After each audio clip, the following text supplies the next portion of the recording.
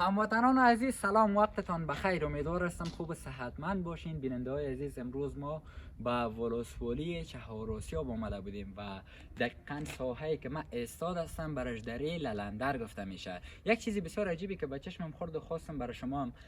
به اشتراک بگذارم. یک مسجد بسیار قدیمی در این قسمت وجود داره که یک قسمتش تخریب شده و یک قسمت دیگهش تا فعلا هم پابرجا است و بعضی از وطندارا و کسانی که در این قسمت خانه هایشان هستند و هم کسایی که از این قسمت عبور و مرور دارن میارن در این قسمت نماز ادا میکنن و به گفته مردم محل این مسجد قدامتش بالاتر از 150 سال است که انشالله برای شما از داخلش هم تصویر داشته می باشیم. این در کل یک قریه بوده که در اینجا وطندارا چندین خانه وجود داشته و این مسجد جامعشان بوده، ولی فعلا قسمی که در تصاویر هم بیننده بودین و فعلا هم میبینین بیشتر خانه هایی که در این قسمت وجود داره تخریب شده و فقط از مسجد اینمی یک قسمت بسیار کمش پابرجا است و جور مانده و درست است، ولی این قسمت هایش که صحن اولی میشه و در کل تمام خود محوطه مسجد میشه تمامش از بین رفته. در اون قسمت اگر تصویر برای دوستانشان بدیم، اونمو قسمت یک به اصطلاح مردم اطراف اگر بگویم، هم کسایی که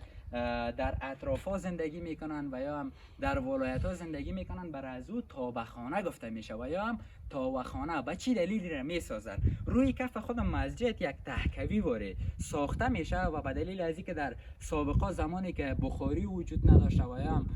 وطنداران نمیتونستن که صندلی بانند در مسجد، باز کف خود مسجد زیر کف مثل یک تهکوی می ساختن و در یک قسمت از او باز آتش میکردن، یعنی چوب بالاخره زغال آتش میکردن در میدادن و تمام مسجد هم گرم میشد دیگه قسمتایش. و تاوخانه از هم تا فعلا کاملا پابرجا است و هیچ خرابی نشده. ولی یک قسمت دیگه بیا اگر از بیشتر تصویر داشته باشیم، یک قسمت دیگه خود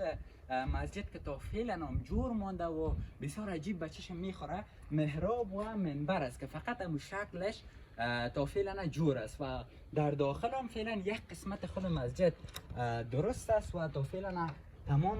کسایی که در این قسمت هستن، البته تمامشون گفتن نمیتونیم، یک تعداد محدودشان میان در این قسمت نماز ادا میکنن و شما از داخل هم تصویر بیننده باشین. اون یک قسمت یک بغلش به دلیل بارشای اخیر، بارشای بسیار تندی بود، آب آمده و مثل چکک کرده، ولی دیگه قسمت های تا فعلا هم جور است و درست است و وطندارا تا فعلا هم میان و در این قسمت نماز ادا میکنن و این به نظر من بسیار یک موضوع جالب بود. خواستم برای شما هم به اشتراک بگذارمش و برای شما هم نشان بدم. اگر علاقمند بودین که من از